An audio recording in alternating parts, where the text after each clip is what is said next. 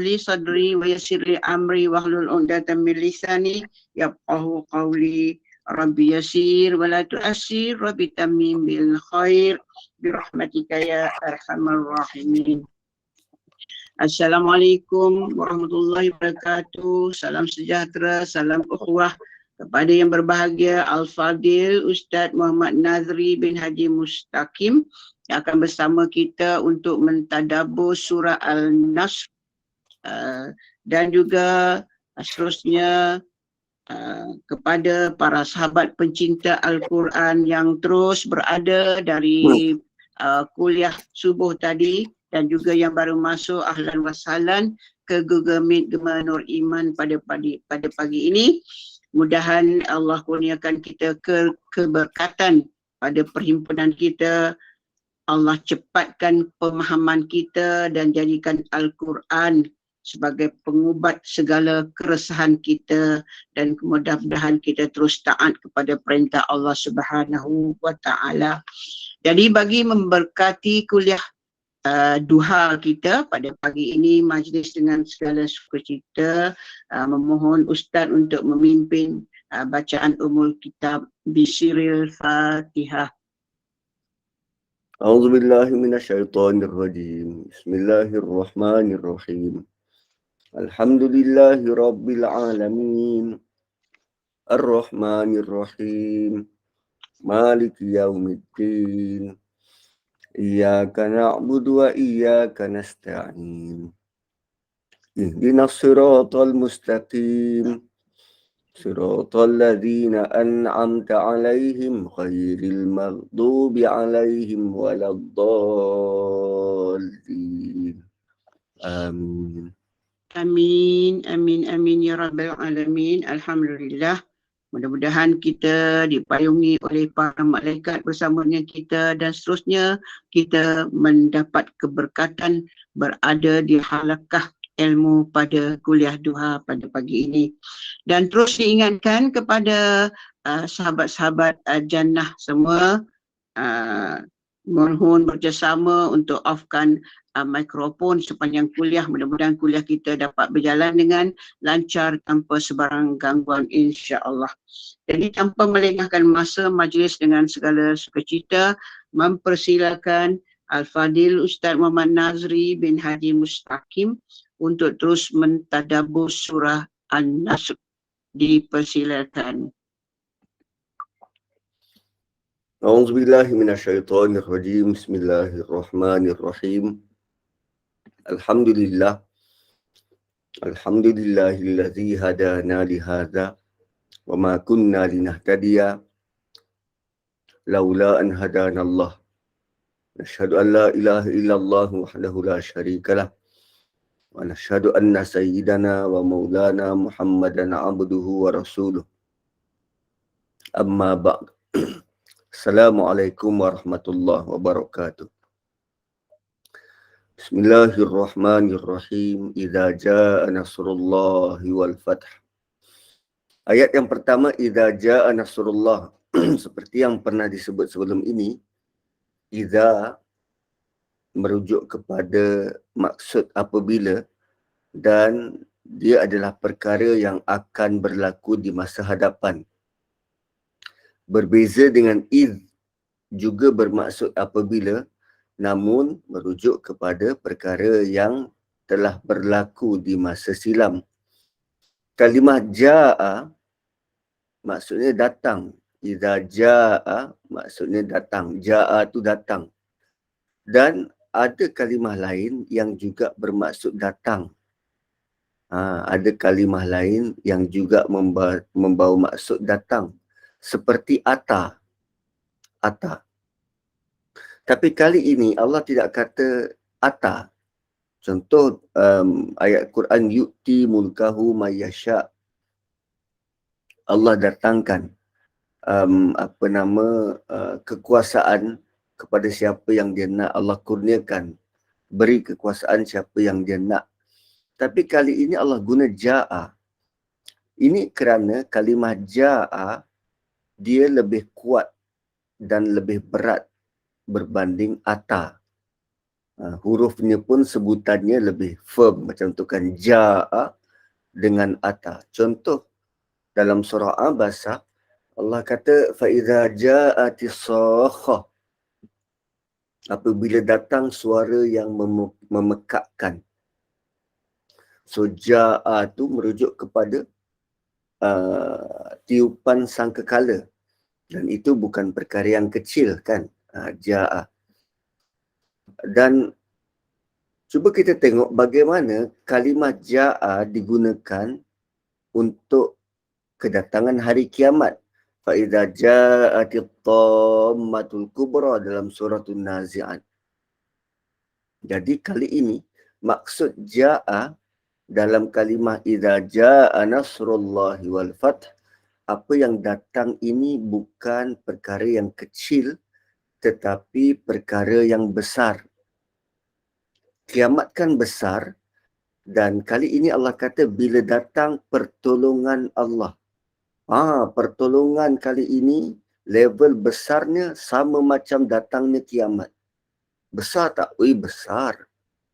Dan ia adalah peristiwa yang amat besar, amat bersejarah, dan ia tidak datang dengan mudah. Pertolongan kali ini berlaku selepas banyak usaha, masa yang lama untuk berdakwah.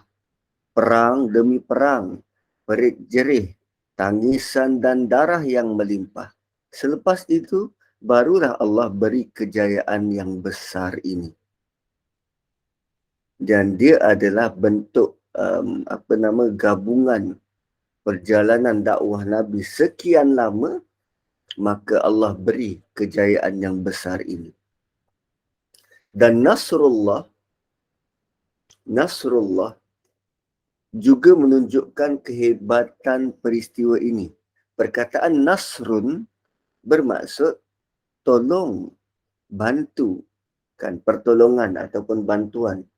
Dan dari sudut bahasa, dia bermaksud pertolongan yang banyak. Pertolongan yang banyak. Ada je kalimah-kalimah lain yang membawa maksud sama. Tolong. Isti'an, ayyad, az'ara, kemudian madda, azazza, rafadda, dhahara, ista'an. Kan macam kita dalam surah Fatihah, iyyaka na'budu wa iyyaka nasta'in. Ista'in tu pun pertolongan. Semua perkataan itu Allah tak guna.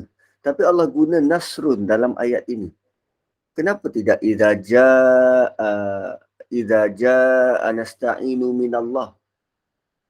Tapi idza jaa nasrullah. Dan the best part ialah bila kalimah nasrun ini digandingkan dengan nama Allah. So, apa maksud nasrun? Kenapa kenapa perkataan ini yang Allah gunakan? So, kalimah nasrun ini dia dalam bentuk begini. Bila kita diserang oleh musuh, kita sangat memerlukan nasrun. Ia bermakna pertolongan yang diperlukan dari bentuk penindasan. Dari sebarang bentuk penindasan, dan juga pertolongan yang diperlukan untuk kita menguasai, mengalahkan orang lain. Pertolongan yang diperlukan untuk kita menguasai dan mengalahkan orang lain. Jadi inilah bentuk pertolongan yang besar. Bukan sahaja kalimah nasrun itu besar, tapi bila digandingkan, dinisbahkan dengan nama Allah. Kan kita pernah lalui narullahil muqadah, api Allah yang menjalar dan membakar, ataupun naqatallah, unta Allah. Kali ini nasrullah, pertolongan yang epik, special dari Allah. Dia bukan pertolongan makhluk, tapi pertolongan dari Allah. Oleh itu, ini adalah pertolongan yang sangat hebat. Dan kalau dikaitkan dengan Allah, ia menjadi sesuatu yang sangat besar. Perkataan apa lagi perkataan lain yang dinisbahkan dengan Allah? Baitullah. Sebab tu Kaabah tu, Baitullah itu dia merupakan sesuatu yang grand tanpa perlu kita buat apa-apa. Hanya dengan melihat Kaabah, kita sudah berjujuran air mata. Tu impak beza perkataan-perkataan bila dikaitkan dengan nama Allah.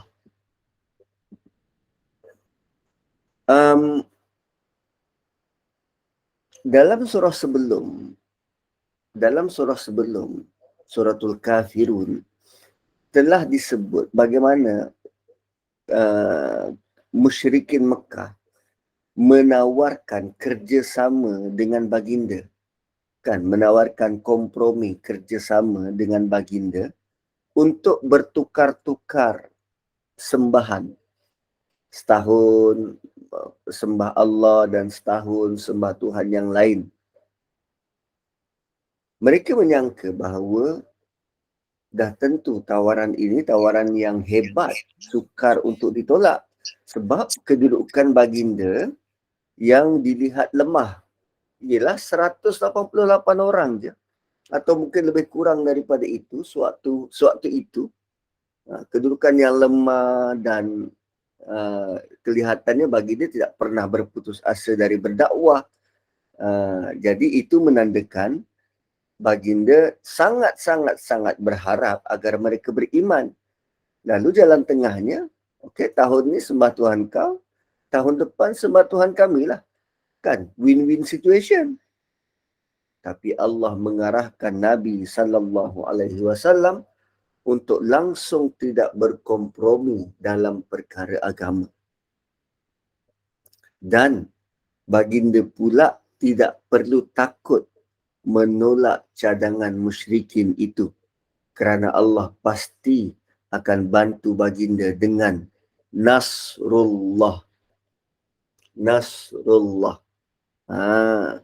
So itu pentingnya bentuk dan perkataan yang Allah pilih itu nak menggambarkan apa yang Nabi ada, besar dan penting, dan bantuan yang Nabi bakal perolehi, dan Nabi dah dapat bantuan itu adalah besar dan penting. Ialah bila baginda tolak cadangan musyrikin ini, malah package dengan panggilan kafir, ini akan menyebabkan kemarahan.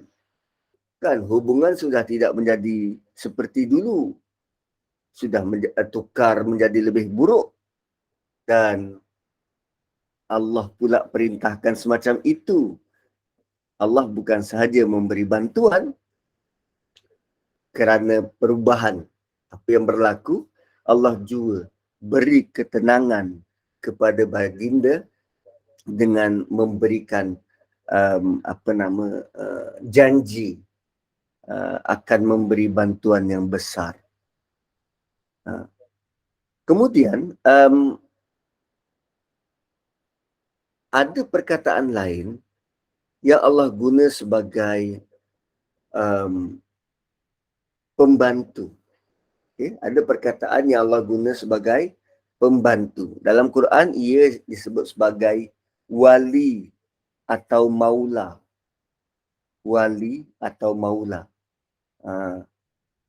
Puan-puan waktu dulu, waktu anak dara nak kahwinkan kena ada wali. Wali tu maksudnya pembantu ataupun orang yang protect kita.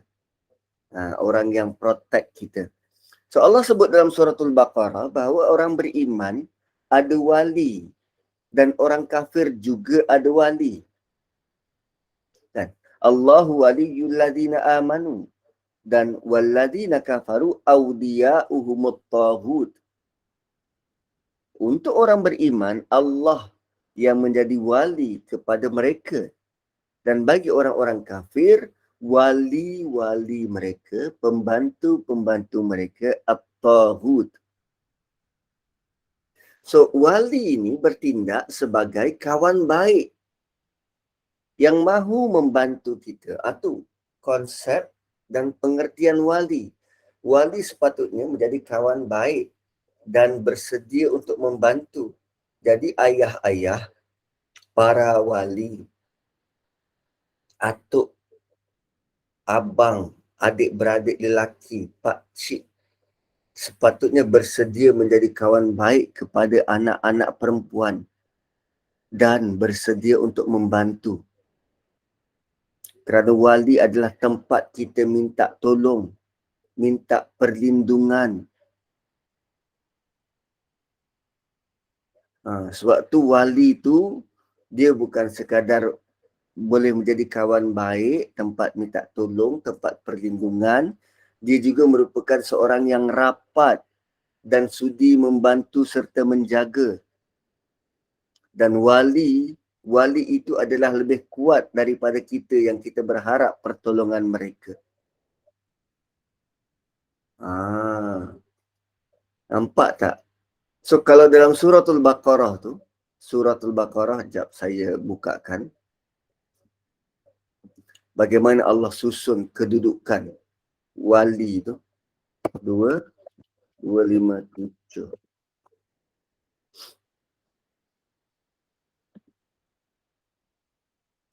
Cuba tengok. Allahu waliyul ladzina amanu. Kemudian walladzina kafaru awliya'uhumut taghut. Kan susunannya ni berbeza. Allah wali kepada orang beriman.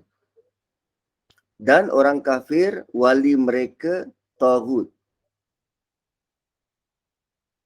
Lazimnya ayat-ayat macam ni dia sepatutnya disusun Allah wali kepada orang beriman dan taghut wali kepada orang kafir. Kan? Macam tu kan? Tapi kenapa Allah tak susun begitu? Kenapa Allah tak susun begitu?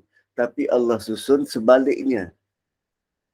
Mula-mula Allah kata Allah wali kepada orang beriman dan orang kafir wali mereka adalah taghut. Wali-wali mereka adalah taghut. So dari susunan juga, untuk orang beriman, nama Allah disebut dulu.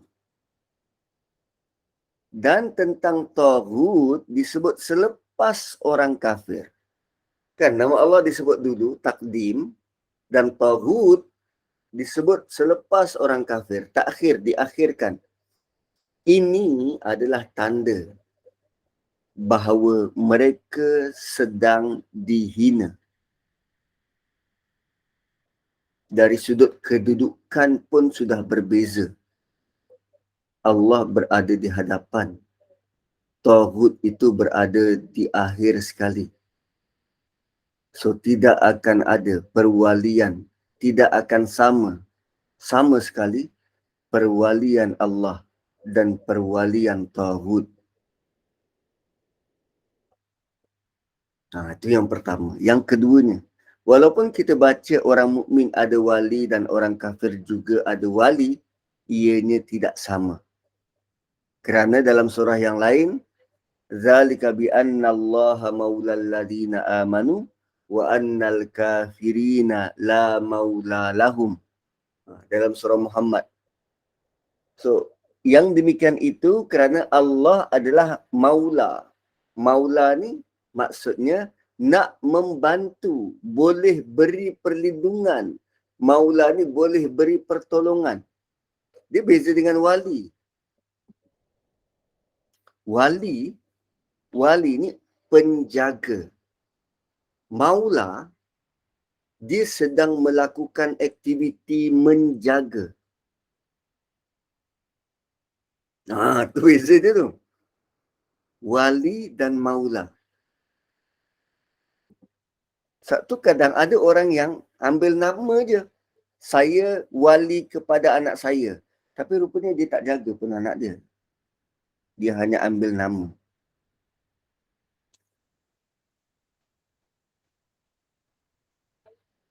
Di dalam surah Muhammad, Allah sebut, Zalika bi anna Allaha maula allazina amanu wa annal kafirina la maula lahum. Dan maula itu dalam bentuk boleh beri pertolongan, boleh beri perlindungan. Kalau wali mahu beri pertolongan, tapi belum tentu dia nak tolong. Belum tentu dia tolong atau dia mampu tolong. Tapi maula, dia ada capability untuk tolong. Surah Muhammad menggambarkan Allah ada capability untuk bantu. Sedangkan orang kafir tiada wali yang mampu untuk bantu. Okey. Kemudian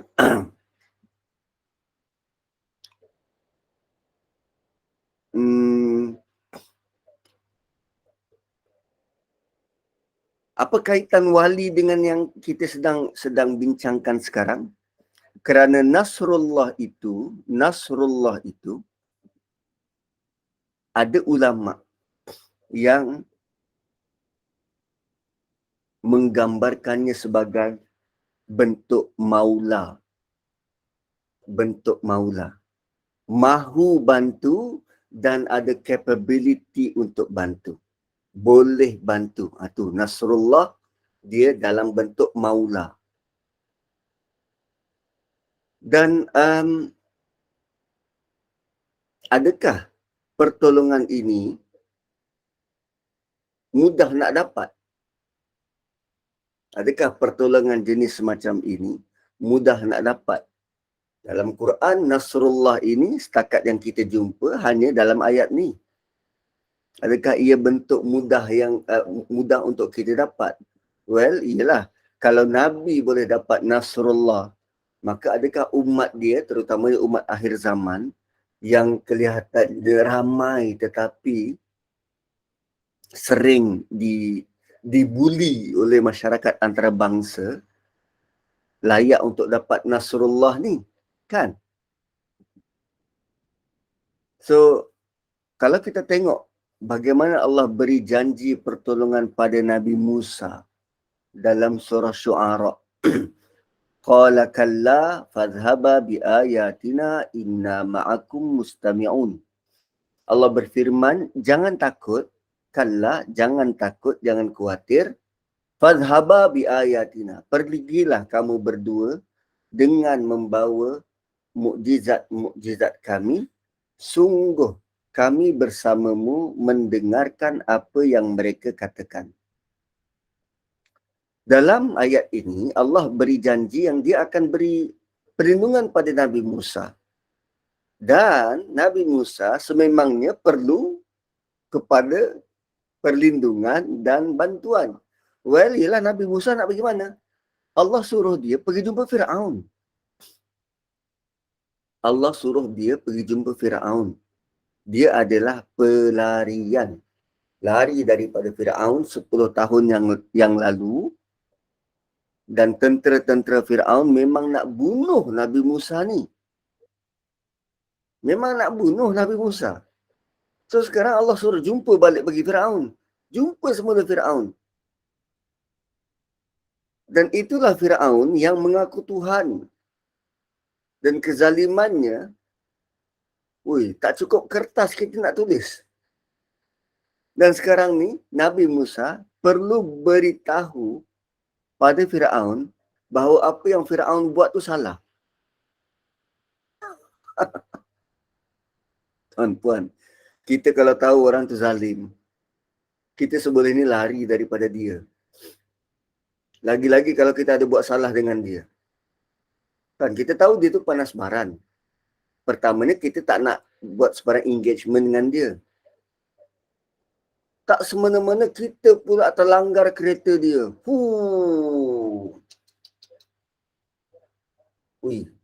kita pindah negara. Pindah negara. Dan selepas 10 tahun, setelah 10 tahun, kita belajar agama. Dan kita dapati bahawa tak ada cara lain untuk kita minta maaf selain daripada kita kena bersua muka dengan dia. Wah, sanggup nak bersua muka. Dan dalam konteks ini Nabi Musa kena jumpa dengan Fir'aun. Ui, dahsyat tuan-puan. So, benda tu memang sukar, menggerunkan, mengerikan, menakutkan. Tapi Allah janji akan beri perlindungannya. Allah janji pada Nabi Musa, kalla, jangan takut. Allah bagi, Allah akan beri perlindungan. Namun, perlindungan itu tidaklah dalam bentuk sekunung-kunung, datang dengan mudah dan ringkas, tidak. Kejayaan hanya didapati, hanya diperolehi bila Nabi Musa melalui bentuk-bentuk rintangan dan halangan. Kan dia kena jumpa dengan Fir'aun, dia kena hadap perkataan-perkataan dari mulut Fir'aun, dia kena pula berhadapan dengan ribuan ahli sihir, dia kena juga berhadapan dengan orang-orang yang menolaknya. Dan begitu juga kejayaan yang dijanjikan kepada Nabi ini, Nasrun. Ia pasti datang tetapi selepas melalui pelbagai peringkat usaha dan cabaran. Begitulah kalau kita nak minta pertolongan dari Allah. Dia pasti akan datang setelah kita tunjukkan usaha-usaha kita.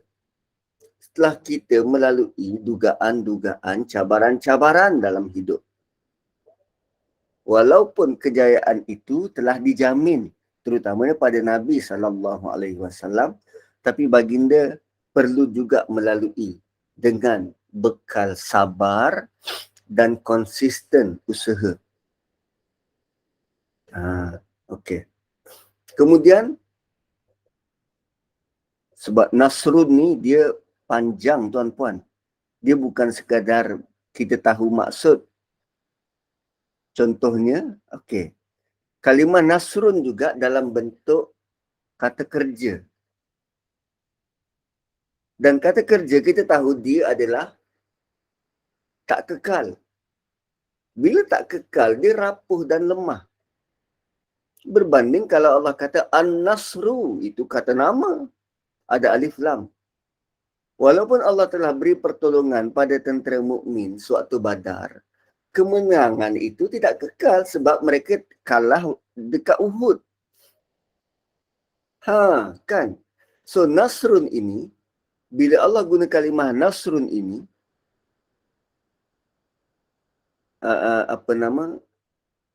adalah dalam bentuk kata nama. Idza jaa nasrullahi wal fath. Jadi ia adalah kemenangan yang sempurna merujuk kepada pembukaan kota Mekah. Dan selepas kemenangan itu tidak ada lagi peperangan dengan Quraisy. Dan ia juga bermakna pertolongan Allah dalam pembukaan kota Mekah itu lebih hebat. Lebih hebat.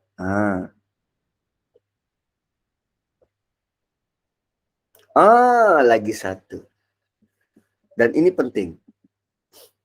Tuan-puan, kita pernah tak mengecapi kejayaan? Belajar, dulu ada SRP, kemudian tukar pada PMR, lepas tu tukar pergi PT3 dan sekarang tak ada. Kita pernah tak berjaya? Pernah. Kita lalui periksa demi periksa, kita berjaya beli rumah, kita berjaya beli kereta, kita berjaya ada pasangan, ada anak bini. Kan?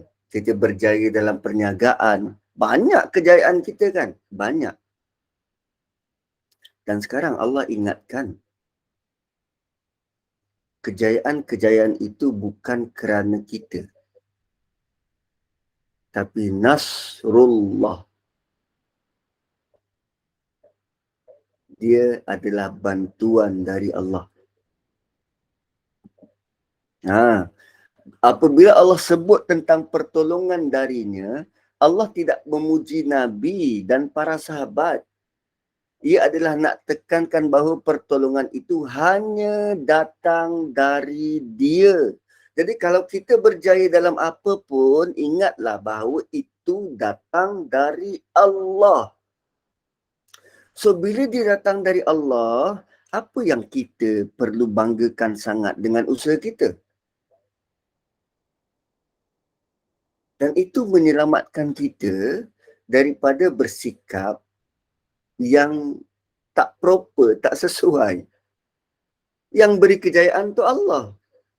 So, sebabnya kita kena lebih lagi bersyukur pada dia. Bukan dengan brag, tengok aku dah berjaya. Lalu dia flex kereta Lamborghini. Bawa pergi Langkawi, kata tak ada minyak mahal dekat Langkawi. Banyak tuan-puan, tengok TikTok, tengok Instagram. Orang-orang yang Allah beri rezeki melimpah-limpah ni. Apa yang mereka paparkan. Kenapa perlu tunjuk pada orang? Nak tunjuk pada orang yang dia berjaya? Tidak. Tidak. So, syukur itu perlu dilipat gandakan. Kerana kejayaan itu datang dari Allah. Dan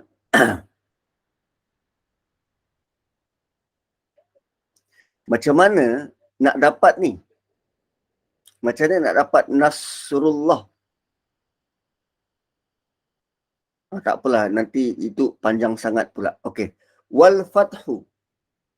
Wal fathu. Kalimah al-fathu berasal daripada kata dasar fataha. Fataha maksudnya buka. Fataha maksudnya buka.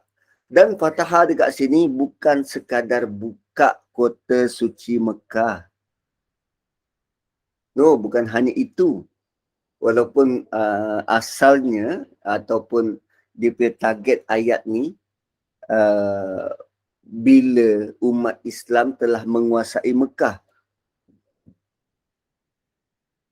Al-Fathu selain daripada maksud buka, dia adalah bermaksud kemenangan yang jelas. Dan kita tahu siapa yang menang, siapa yang kalah. Dan sama seperti kalimah-kalimah yang lain, kalau kita lihat, Allah pilih perkataan Al-Fathu berbanding ada pemilihan perkataan-perkataan lain. Contoh Zafara. Dalam surah Al-Fath, dalam surah Fathu, Allah sebut wa huwallazi kaffa aydiyahum wa huwallazi kaffa aydiyahum ankum wa aydiyakum anhum bi batni Makkah min ba'di an azfarakum alaihim.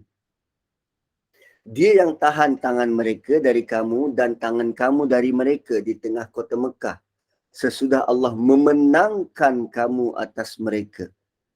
Zafara juga maksud menang. Tapi ia bukan kemenangan yang jelas. Dia bukan kemenangan yang jelas. Kadang-kadang tak jelas siapa yang menang, siapa yang kalah. Kan? Kita pernah tak lalui surah Fatah dalam perjanjian Hudaibiyah? Kenapa Allah takdirkan mereka tak boleh masuk kota Mekah waktu tu dan mereka dapat perjanjian berat sebelah? Sedangkan ada saat-saat yang kritikal yang boleh mengakibatkan tercetusnya perang antara Quraisy dan orang beriman.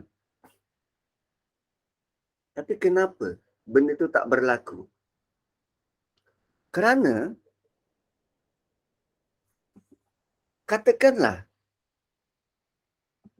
orang Islam berjaya masuk kota Mekah. Orang Islam berjaya masuk kota Mekah. Setelah dipaksa, Dan diorang merempuh masuk dan dapat buat tawaf, kemudian dapat sa'i dan tahallul. So, berapa lama dia nak tinggal dekat Mekah? 2 hari, 3 hari, 1 minggu. Selepas 1 minggu, diorang nak ke mana? Patah balik Madinah. Patah balik ke Madinah. Jadi, sewaktu patah balik tu, sanggupkah mereka berjalan daripada Mekah ke Madinah dalam keadaan belakang mereka menghadap musuh? Dalam keadaan mereka sedang membelakangkan musuh. Dan musuh itu adalah kafir Quraisy yang selama ini memang nak mereka ni mati. Nampak tak? Nampak tak kenapa Allah tahan tangan-tangan mereka ini, sama ada di pihak kafir Quraisy ataupun di pihak muslimin, tidak tumpahkan darah, tidak berlaku peperangan waktu itu, waktu perjanjian Hudaibiyah. Dan dalam perjanjian itu adanya gencatan senjata 10 tahun. Nampak tak hikmah besar? Kalau mereka pergi ke sana tanpa buat sebarang perjanjian, tanpa ada gencatan senjata, macam mana nak balik? Dia terpaksa balik berundur. Muka menghadap ke Mekah, berundur ke belakang menuju Madinah. Boleh?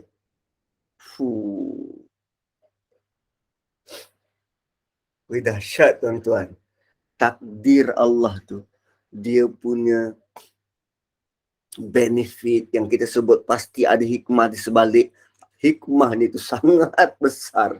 Sangat besar. Dan waktu itu, waktu kita baca sejarah, kita hanya dilamun oleh emosi kita nak menang, nak menang, nak menang.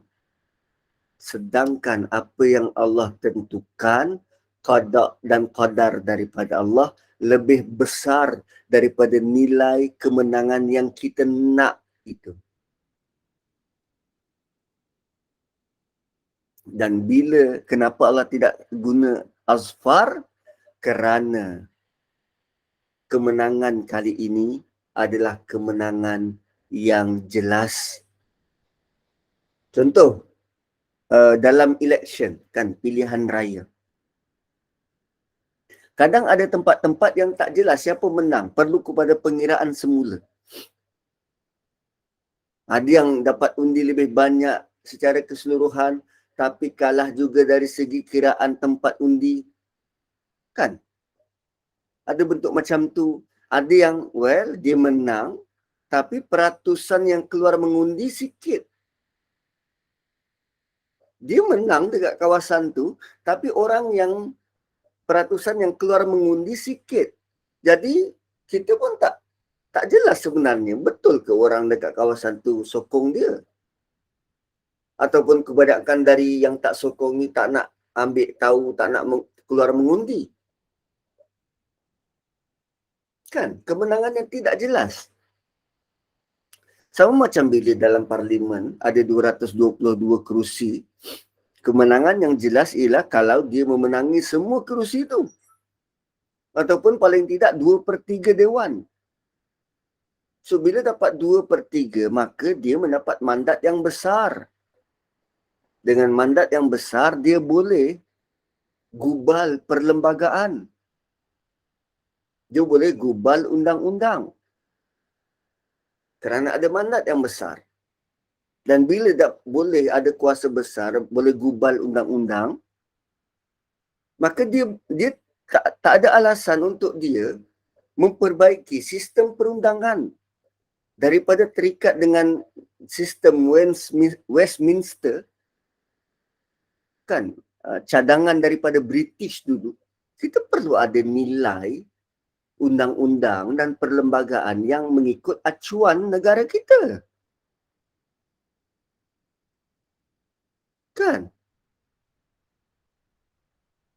Perlu semacam itu. Tapi setelah 60 tahun, apa usaha kita untuk mengembalikannya sesuai dengan nilai dan acuan pribumi.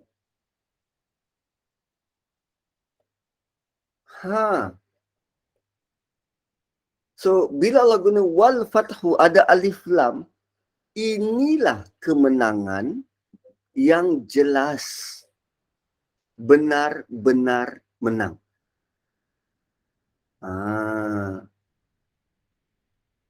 So, fathu hanyalah digunakan tatkala kemenangan itu benar-benar jelas siapa yang menang. Contoh lain lah. Kadang kalau kita buat debat, orang tu bagi pendapat, orang ni bagi pendapat, orang ni tolak pendapat, yang ni tolak pendapat. Sebenarnya kita tahu tak siapa yang, jelas tak siapa yang menang, siapa yang kalah? Tak, sebab masing-masing ada hujah masing-masing. Masing-masing ada pendapat masing-masing. So benda tu tak jelas. Itu azfar. Kalaupun dia menang hujah, 2-3 poin. Tapi ada juga 2-3 poin dia yang out. So fath adalah kemenangan yang jelas. Okay. So next.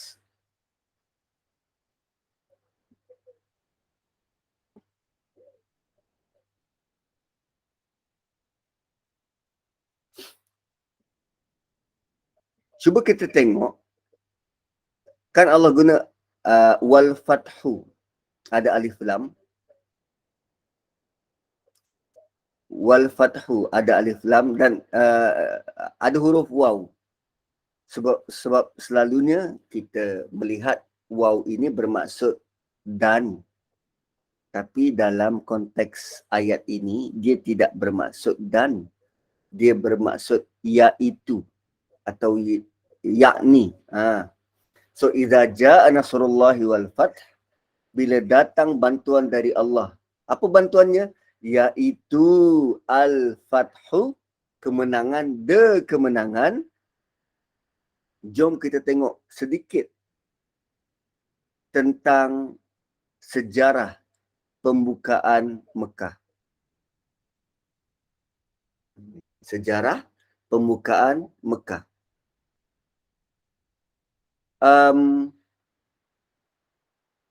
Kita menyaksikan yang terbaru. Kita menyaksikan sejarah penaklukan yang terbaru dibuat oleh Rusia terhadap Ukraine. Semalam, Vladimir Putin telah menandatangani satu surat perjanjian bahawa Ukraine telah menjadi secara rasminya jajahan Rusia. So sewaktu dia nak menakluk, menakluk Ukraine, berapa ramai yang meninggal? Berapa ramai yang mati? Berapa banyak, berapa liter darah yang tertumpah? Dan sepanjang zaman sejarah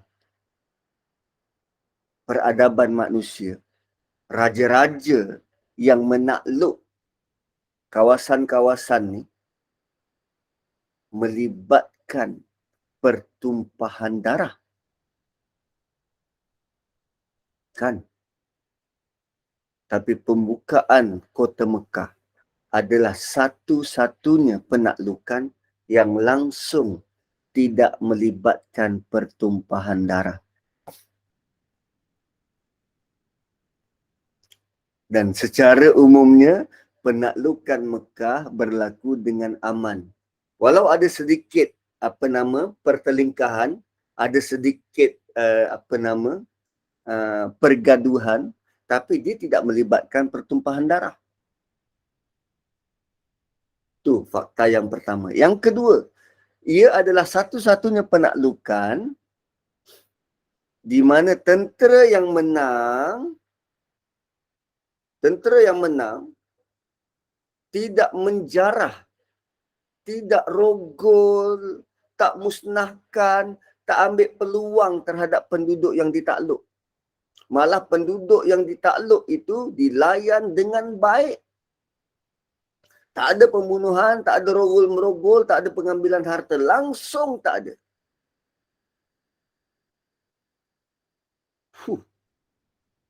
Itu yang kedua.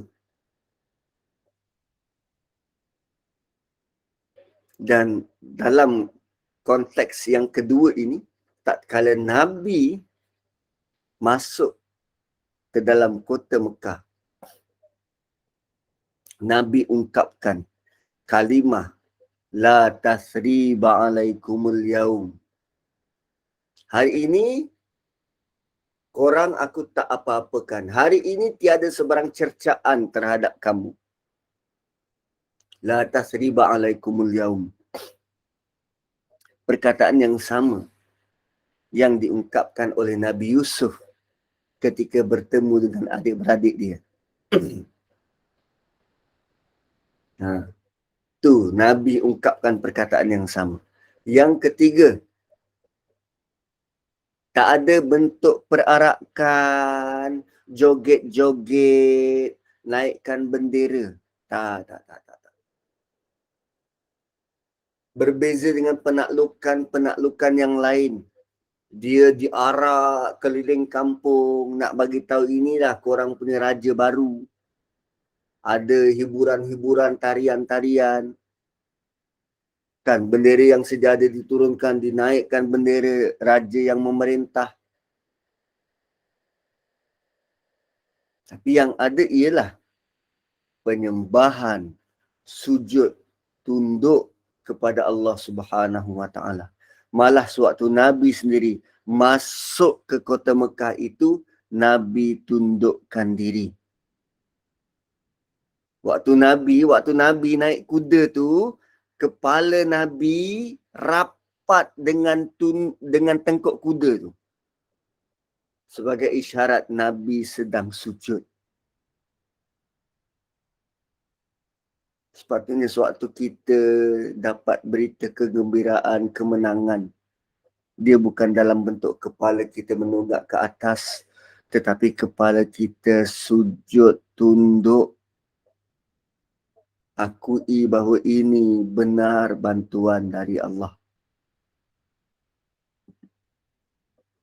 Itu yang ketiga. Dan yang keempat.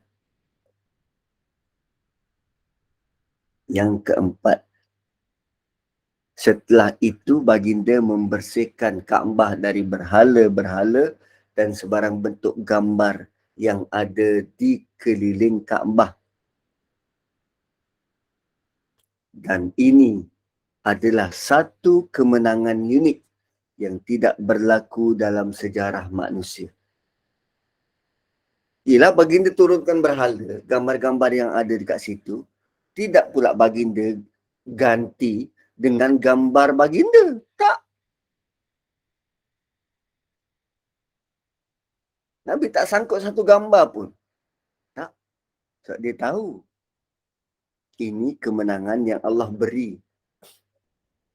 Dan kemenangan itu kerana bantuan dan pertolongan dari Allah. So, idza jaa nasrullahi wal fath wa ra'aitan nasa yadkhuluna fi dinillahi afwaja. Dan kamu lihat manusia masuk ke dalam agama Allah ini afwaja. Berbondong-bondong, berpikul-pikul, bergerombolan, berkawan-kawan. Kan kalau burung berterbangan dekat udara tu, kita tak panggil apa penjodoh bilangannya tu, sekawan burung. Sekawan burung kan. So ini afwaja, berbondong-bondong. So kalimah ra'aita wa ra'aitan nas, kalimah ra'aita, kamu sendiri melihat. Kamu sendiri melihat. Dan Allah bercakap terus dengan baginda kerana ada huruf ta tu, wa ra'aita. Semasa di Mekah, Nabi sangat bersedih kerana ramai manusia tak nak terima dakwah Nabi.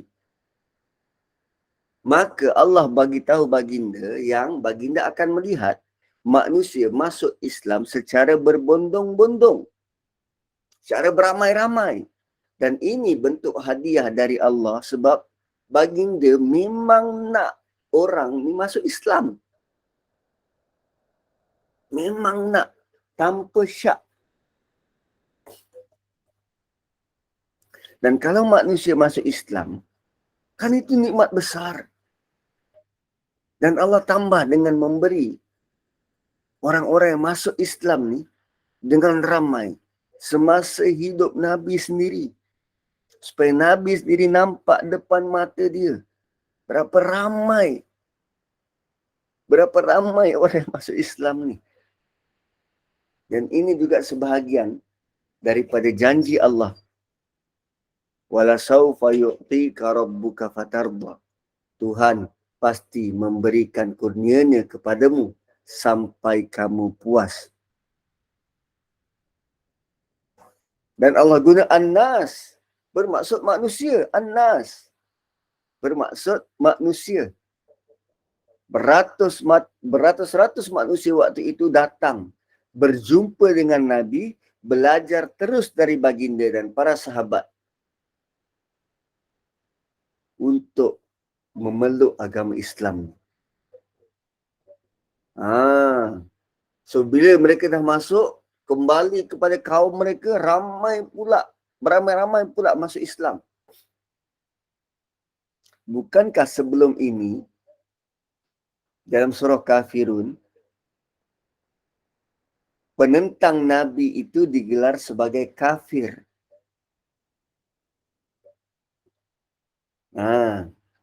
So bila mereka dah kalah, Allah tidak gelar mereka sebagai kafir. Tapi dalam surah ini, Allah sebut sebagai An-Nas. Tak kira sebelum ini dia menentang Nabi atau tidak menentang Nabi, Allah gelar mereka sebagai An-Nas. Dan mereka boleh masuk Islam. So, maksudnya mereka yang sebelum ini tidak Islam, tetapi Allah tidak gelar mereka sebagai kafir. Jadi, kita kena tahu bagaimana nak membezakan mana intan, mana permata. Mana kafir, yang mana tidak. Tidaklah semua orang yang tidak beragama Islam itu digelar kafir. Tapi lihat bagaimana dia berinteraksi dengan Islam. So wara'aitan nasa yadkhuluna fi dinillahi afwaja. Kalimah afwaja bermaksud kumpulan demi kumpulan. Sebelum ini orang yang masuk Islam sorang-sorang secara persendirian. Sorang-sorang. Tapi sekarang ini mereka masuk beramai-ramai. Dan cuba lihat tuan-puan. Walaupun mereka ini, kita tahu, mereka adalah golongan-golongan yang wait and see. Selama ini mereka melihat Quraisy itu sebagai kuasa terbesar. So selagi mana Quraisy ada, mereka masih lagi skeptikal terhadap ajaran baru Islam. Dengan kata lain, mereka lambat masuk Islam. Tapi Allah masih menggunakan gelaran baik terhadap mereka. Allah tak kata, oh inilah golongan-golongan yang suka mengambil kesempatan. Bila nampak agama ini dah menang, baru terhegeh-hegeh nak masuk. Tidak. Allah masih menggunakan gelaran yang baik terhadap mereka. Dan ini adalah rahmat dari Allah. Walaupun mereka lambat, mereka masih diterima. Dan mereka tidak langsung dikutuk kerana lambat masuk Islam. Tengok bagaimana Allah nak kita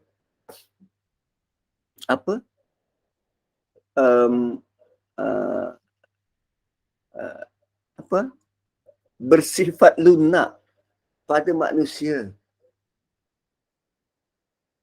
Kalaulah apa yang kita bawa tu terbukti betul, kan? Pendapat kita terbukti betul, yang selama ini bertahun-tahun kawan kita tak terima begitu dan begini, dan bila akhirnya diterima, jangan pula kita pulangkan paku buah keras. Itulah kau. Aku dari dulu dah cakap kau degil. No, tak perlu keluarkan perkataan macam tu. Sebut saja Alhamdulillah. Akhirnya kau sedar. Alhamdulillah, aku selama ni berdoa agar kita dapat hidayah dan kenal benda yang baik dan betul dan benar. Bukan pulangkan paku buah keras. Allah tak buat begitu. Tak perlu perlihat tu padan muka. Tak, janganlah begitu. Diorang ni lambat dah masuk Islam. Tapi Allah tetap beri gelaran yang baik. Begitulah nilai akhlak yang semakin sirna daripada diri kita. Kita suka seolah-olah kalau kita cakap macam tu puas rasanya. Baru best kan, macam padan muka kau. Dulu aku cakap degil. Kemudian apa lagi tentang afwaja? Okey. Ada benda yang penting, takut tertinggal. Cuba tengok, Allah kata yadkhuluna fi dinillah. Tengok precise Allah guna perkataan. Yadkhuluna fi dinillah. Mereka masuk ke dalam agama Allah. Iaitu masuk Islam. Okey. Mereka masuk ke dalam agama Allah iaitu masuk Islam. Allah tak kata mereka beriman. Allah kata mereka baru masuk Islam. So ini adalah kerana iman belum tentu masuk lagi. Sebab ada antara mereka yang masuk Islam tu ikut-ikut. Ketua dia masuk, aku pun tukarlah agama kepada Islam. Begitu. Yadkhuluna fi dinillah. So mereka mungkin masuk Islam ramai-ramai itu kerana mengikut satu orang ketua. Sebab waktu itu kalau ketua masuk Islam, maka anak-anak suku juga akan masuk Islam. Mungkin ada kalangan mereka yang tak selesa. Apa sebab ikut adat, ikut aja. Atau yadkhuluna fi dinillah. Mereka juga tidak sama seperti para sahabat yang telah lama dalam Islam dan telah berjuang. Kerana para sahabat itu sudah pun dapat gelaran Al-Mu'minun. Oleh itu, bagi yang baru masuk Islam, mereka layak digelar sebagai Muslimun.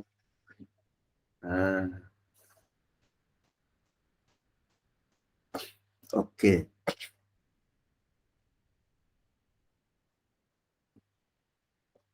Kemudian, wara'aitan nasa yadkhuluna fi dinillahi afwaja.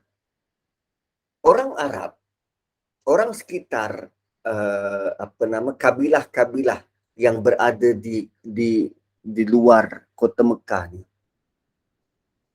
Antara lain sebab mereka melihat mereka mengambil sikap wait and see. Mereka mengambil sikap wait and see adalah kerana mereka terkesan sebenarnya dengan kisah di mana sejarah ini bermula. Apa kisahnya? Kisah Ashabil Fil. Kisah tentera bergajah. Kisah tentera bergajah. Mereka tahu sejarah itu dan mereka mengambil sikap tunggu dan lihat. Sebab mereka tahu Kaabah tu dijaga oleh siapa? Dijaga oleh Allah. Mereka tahu.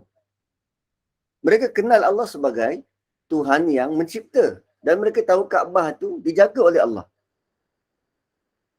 Sebab dalam kes serangan tentera bergajah, tak ada siapa yang mempertahankan kota suci Mekah. Tak ada siapa yang mempertahankan Kaabah.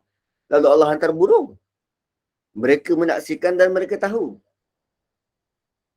So, mereka pertamanya, mereka tunggu kalau tentera Nabi ni pergi kuasai Mekah dan mereka 50-50. Kalau berjaya, inilah orang yang dipilih oleh Tuhan. Kalau tak berjaya, maksud tak berjaya, mungkin akan datang segerombolan burung memusnahkan tentera Nabi. Ini apa yang orang luar pandang. Apa yang orang luar Mekah pandang. Macam kita, kalau kita pernah melalui peristiwa tu, kan, pernah melalui peristiwa tu, kita juga akan ada sikap skeptikal macam tu. Kan, sedangkan Abraha begitu ramai datang pun hancur, ni ada pula tentera daripada Madinah datang nak menguasai Mekah, yang kita tak tahu hujung pangkal dia ni baik ke tak baik. Kalau kita ikut dia, dan tiba-tiba datang macam burung dulu tu. Ui, mana nak lari?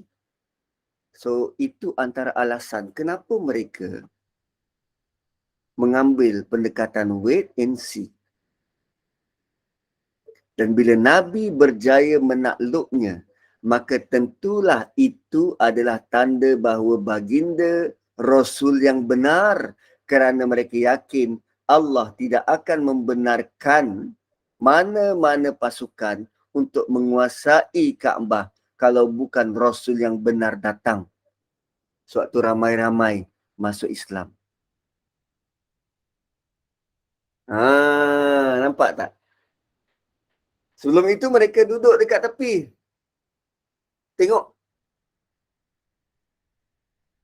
Dan mereka sangat menghormati Quraisy, kerana Quraisy sebagai penjaga Kaabah. Dan sebelum ni mereka menanggap burung-burung tu datang sebab Quraisy. Tuhan membantu Quraisy. Suatu sepanjang zaman tak ada siapa, tak ada mana-mana kabilah yang datang nak merampas kuasa Quraisy menjaga Kaabah.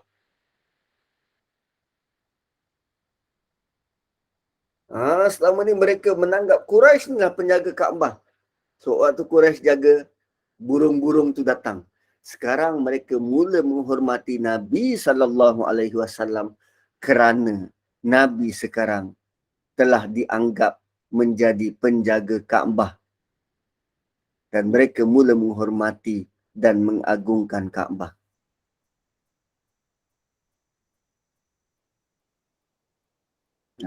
Nampak tak? Ui, dahsyat.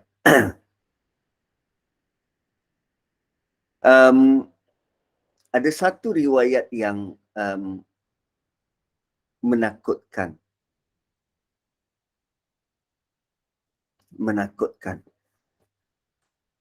Dari Jabir kepada Jabir, dia berkata, Jabir bertanya kepadaku tentang hal manusia.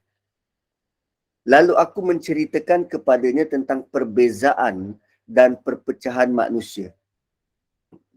Dia menangis dan berkata, aku mendengar dari Rasulullah sallallahu alaihi wasallam. Baginda bersabda, sesungguhnya manusia memasuki agama Allah beramai-ramai dan mereka akan keluar dari agama Allah beramai-ramai. Maksudnya, perpecahan umat Islam seperti pengikut Musailamah Al-Kazzab dan ramai lagi yang akan keluar daripada Islam selepas daripada ini dalam bentuk beramai-ramai. Memang ramai yang masuk Islam, tetapi ramai juga yang keluar. Dan alangkah menakutkan. Ramai yang Islam, kenapa ramai yang keluar? Ramai juga yang ikut-ikut. Dan antara lain ramai juga yang Islam keturunan. Tidak mendalami dan tidak mempelajari agama ini. Maka kerana itu mereka tidak faham dan tidak kuat pegangannya.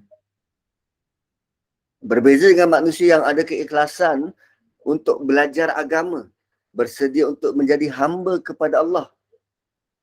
Mereka yang jenis semacam ini tidak dalam kategori tidak mudah untuk meninggalkan agama. Bila kita dah nampak kebaikan-kebaikan itu, kebaikan beragama, dan kita tahu dan akur terhadap segala bentuk kebaikan, takkan kita nak tinggalkan agama yang menyembah Tuhan yang benar. Jadi tuan-tuan dan puan-puan, 8.57, saya rasa cukup sampai sini dulu. Next time, kita akan habiskan fasabbih bihamdi rabbika wastaghfir innahu kana tawwaba. Saya sengaja nak berlama-lama dalam surah ini supaya kita dapat banyak view berkaitan dengan pemilihan perkataan dan juga tentang apa yang terjadi di sebalik ayat yang turun itu. Kerana ayat ni ringkas dan kita tidak nak melihat dia sebagai ayat yang simple, namun kita tak dapat pengajaran yang sebenar. Barakallahu li wa lakum. Kembali kepada moderator. Alhamdulillah.